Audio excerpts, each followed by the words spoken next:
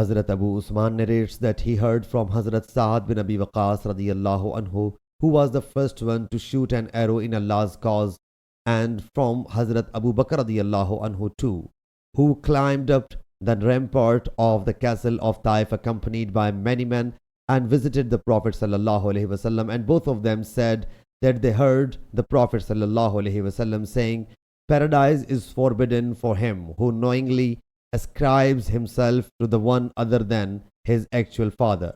Abul Aliya or Abu Usman Nahdi says that Hazrat Sa'ad bin Abi Waqqas and Hazrat Abu Bakr radiyallahu anhu narrates us this statement of the Prophet sallallahu alaihi wasallam.